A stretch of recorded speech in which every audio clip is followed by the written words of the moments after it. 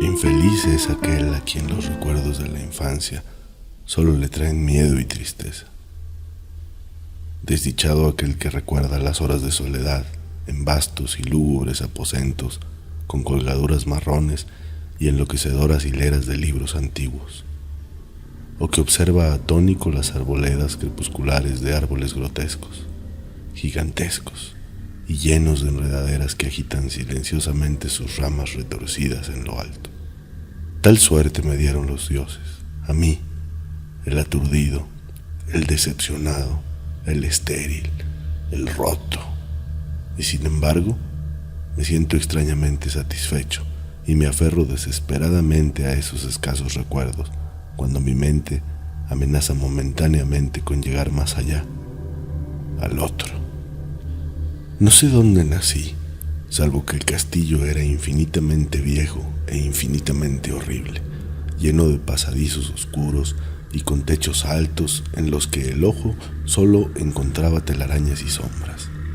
Las piedras de los pasillos en ruinas parecían siempre horriblemente húmedas y había un olor maldito por todas partes, como de cadáveres amontonados de generaciones muertas.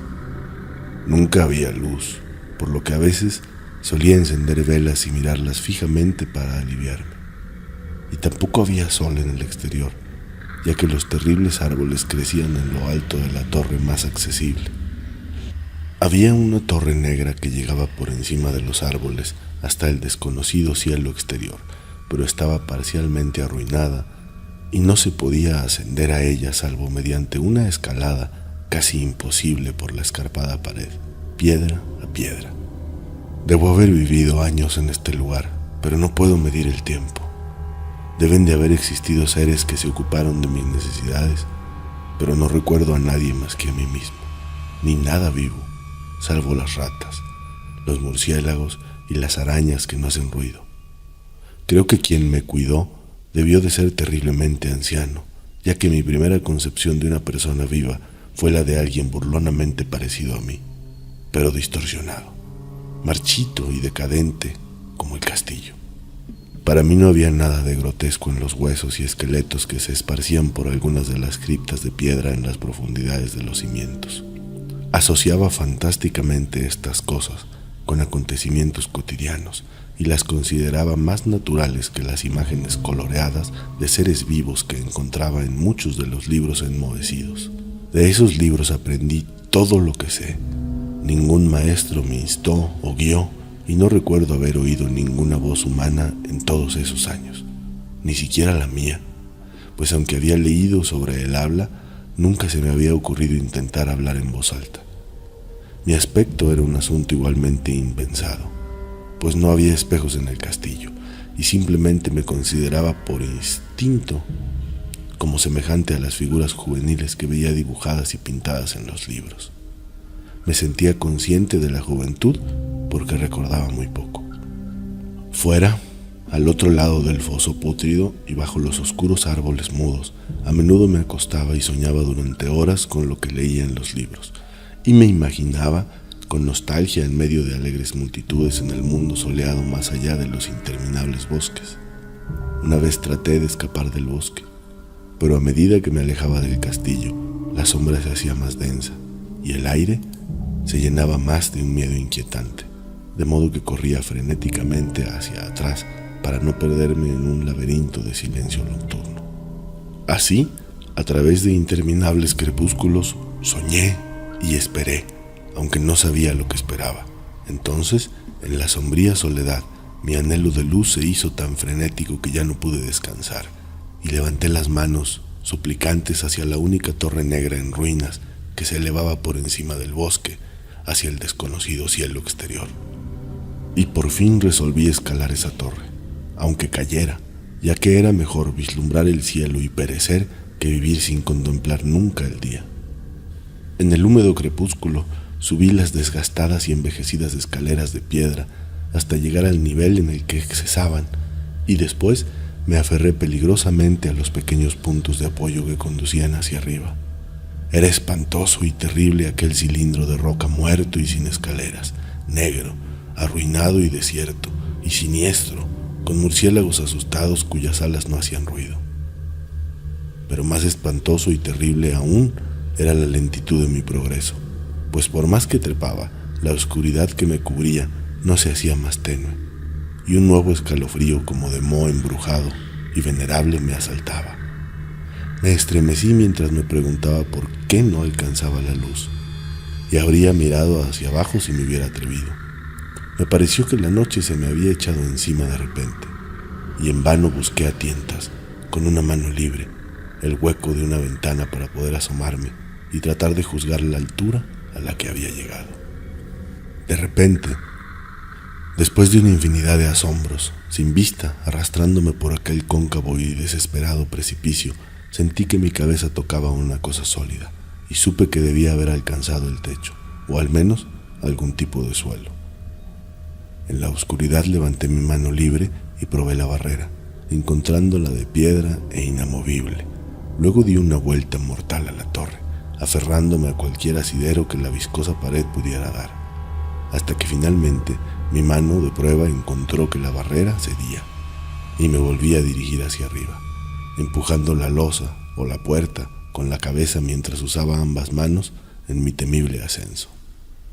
No se veía ninguna luz en la parte superior, y a medida que mis manos subían, supe que mi escalada había terminado por fin, ya que la losa era la trampilla de la abertura que conducía a una superficie de piedra plana, de mayor circunferencia que la torre inferior.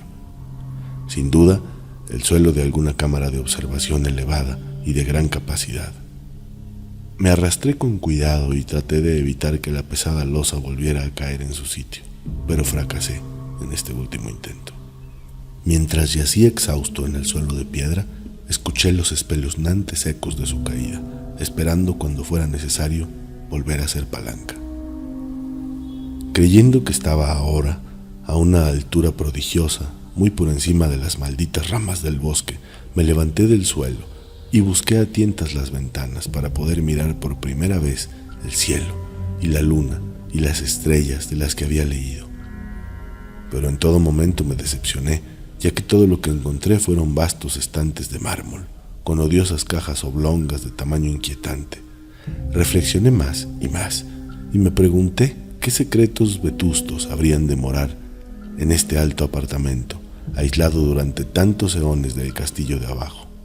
Entonces, inesperadamente mis manos se toparon con una puerta, de la que colgaba un portal de piedra, áspero y con extraños cincelados. Al probarlo, lo encontré cerrado, pero con un supremo impulso de fuerza superé todos los obstáculos y lo arrastré para abrirlo hacia adentro. Al hacerlo, me llegó el éxtasis más puro que jamás he conocido, pues brillando tranquilamente a través de una reja de hierro ornamentada y bajando por un corto pasillo de piedra de escalones que ascendían desde la puerta recién encontrada, estaba la radiante luna llena, que nunca antes había visto salvo en sueños y en vagas visiones que no me atrevía a llamar recuerdos. Creyendo ahora que había llegado a la cúspide del castillo, comencé a subir a toda prisa los pocos escalones más allá de la puerta, pero el súbito velo de la luna por una nube me hizo tropezar, y me abrí paso más lentamente en la oscuridad. Todavía estaba muy oscuro cuando llegué a la reja, que probé con cuidado y encontré sin llave, pero que no abrí por miedo a caer desde la increíble altura a la que había subido. Entonces salió la luna. El más endemoniado de todos los choques es el de lo abismalmente inesperado y grotescamente increíble. Nada de lo que había sufrido antes podía compararse en terror con lo que ahora veía, con las extrañas maravillas que la vista implicaba. La vista en sí era tan simple como estupefaciente, ya que era simplemente esto. En lugar de una vertiginosa perspectiva de copas de árboles, vista desde una elevada eminencia, se extendía a mi alrededor, en el nivel a través de la rejilla, nada menos que el suelo sólido, adornado y diversificado por losas y columnas de mármol, y eclipsado por una antigua iglesia de piedra, cuya aguja en ruinas brillaba espectralmente a la luz de la luna. Medio inconsciente abrí la reja y salí tambaleándome al camino de grava blanca que se extendía en dos direcciones.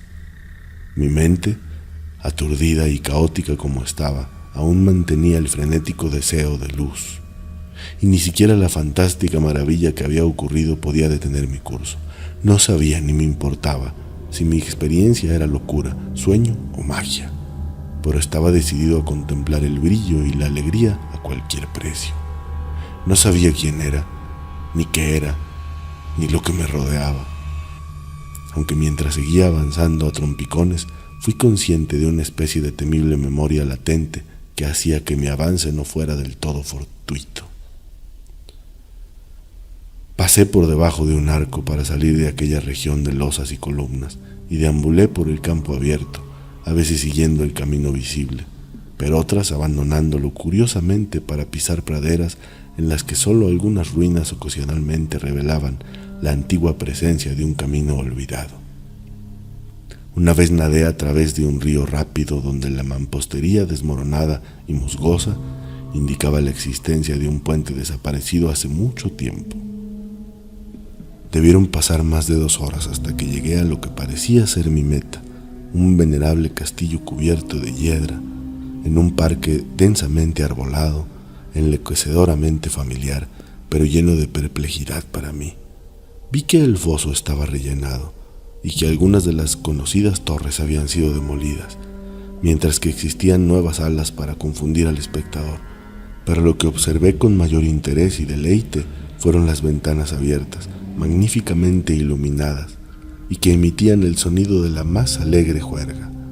Al acercarme a una de ellas, miré hacia adentro y vi una extraña compañía vestida de forma muy alegre y hablando animadamente entre sí. Al parecer, nunca antes había oído hablar a los humanos y solo podía adivinar vagamente lo que se decía. Algunos de los rostros parecían tener expresiones que me traían recuerdos increíblemente remotos, otros eran completamente extraños. Ahora entré por la ventana baja en la habitación brillantemente iluminada, pasando al hacerlo de mi único momento brillante de esperanza a mi más negra convulsión de desesperación y comprensión. La pesadilla no tardó en llegar, pues al entrar se produjo inmediatamente una de las manifestaciones más aterradoras que jamás había concebido. Apenas había cruzado el umbral, cuando descendió sobre toda la compañía un miedo repentino e imprevisto de horrible intensidad que distorsionó todos los rostros y evocó los más horribles gritos de casi todas las gargantas. La huida fue universal y en el clamor y el pánico varios cayeron desmayados y fueron arrastrados por sus compañeros que huían enloquecidos. Muchos se cubrieron los ojos con las manos y se lanzaron a ciegas, y torpemente en su carrera por escapar, volcando muebles y tropezando contra las paredes antes de conseguir llegar a una de las muchas puertas. Los gritos eran estremecedores, y mientras permanecía solo y aturdido en el brillante apartamento, escuchando sus ecos que se desvanecían, temblaba al pensar en lo que podría estar acechando cerca de mí sin ser visto. En una inspección casual, la habitación parecía desierta, pero cuando me acerqué a una de las alcobas, creí detectar una presencia ahí, un indicio de movimiento más allá de la puerta de arco dorado que conducía a otra habitación algo similar. A medida que me acercaba al arco, empecé a percibir la presencia con mayor claridad, y entonces, con el primer y último sonido que he emitido en mi vida, una ululación espantosa que me repugnó casi tan conmovedoramente como su nociva causa. Contemplé con tal y espantosa viveza la inconcebible, indescriptible e innombrable monstruosidad que por su simple apariencia había transformado una alegre compañía en una manada de fugitivos delirantes. No puedo ni siquiera insinuar cómo era, porque era un compuesto de todo lo que es inmundo, extraño, inoportuno, anormal y detestable. Era la macabra sombra de la decadencia, la antigüedad y la disolución, el pútrido y goteante idolón de la malsana revelación, la horrible exhibición de lo que la misericordiosa tierra debería ocultar siempre. Dios sabe que no era de este mundo, o que ya no es de este mundo, pero para mi horror, Vi en sus contornos carcomidos y reveladores de huesos una parodia lasciva y aborrecible de la forma humana, y en su ropa mohosa y desintegrada una cualidad indecible que me heló aún más. Me quedé casi paralizado, pero no tanto como para hacer un débil esfuerzo por huir. Un tropiezo hacia atrás que no logró romper el hechizo en el que el monstruo sin nombre y sin voz me tenía atrapado. Mis ojos, embrujados por los orbes vidriosos que los miraban repugnantemente, se negaban a cerrarse, aunque estaban misericordiosamente borrosos y mostraban el terrible objeto, pero indistintamente después del primer choque. Intenté levantar la mano para tapar la vista, pero mis nervios estaban tan aturdidos que mi brazo no podía obedecer del todo a mi voluntad. El intento, sin embargo, fue suficiente para perturbar mi equilibrio, de modo que tuve que avanzar varios pasos para evitar caer. Al hacerlo me di cuenta repentina y agonizantemente de la proximidad de la carroña, cuya horrible respiración hueca me pareció oír. Casi enloquecido, me vi capaz de extender una mano para alejar la fétida aparición que se acercaba tanto, cuando en un segundo cataclismo de pesadilla cósmica y accidente infernal, mis dedos tocaron la podrida pata extendida del monstruo bajo el arco dorado. No grité, pero todos los engendros diabólicos que cabalgan en el viento de la noche gritaron por mí, cuando en ese mismo segundo se abatió sobre mi mente una única y fugaz avalancha de recuerdos que aliquinan el alma. En ese segundo supe todo lo que había sido. Recordé más allá del espantoso castillo y de los árboles, y reconocí el edificio alterado en el que ahora me encontraba. Reconocí lo más terrible de todo, la abominación impía que se alzaba ante mí, mirando lascivamente mientras retiraba mis dedos mancillados de los suyos. Pero en el cosmos hay un bálsamo además de amargura, y ese bálsamo es Nepente. En el horror supremo de ese segundo, olvidé lo que me había horrorizado, y el estallido de la memoria negra se desvaneció en un caos de imágenes que resonaban. En un sueño huí de aquella pila embrujada y maldita, y corrí veloz y silenciosamente a la luz de la luna. Cuando volví al lugar de mármol del cementerio y bajé los escalones, encontré la trampilla de piedra inamovible, pero no me arrepentí, pues había odiado el antiguo castillo y los árboles. Ahora cabalgo con los macabros burlones y amistosos en el viento de la noche, y juego de día entre las catacumbas de Nefrenka, en el valle sellado y desconocido de Hadot junto al Nilo. Sé que la luz no es para mí, salvo la de la luna sobre las tumbas de roca de Nef, ni ninguna alegría salvo las fiestas sin nombre de Nitocris bajo la gran pirámide. Sin embargo, en mi nueva naturaleza y libertad, casi doy la bienvenida a la amargura de la alienación, porque aunque el Nepenthe me ha calmado, siempre sé que soy un forastero, un extraño en este siglo y entre los que todavía son hombres. Esto lo he sabido desde que estiré mis dedos hacia la abominación dentro de ese gran marco dorado. Estiré mis dedos y toqué una superficie fría e inflexible de vidrio pulido.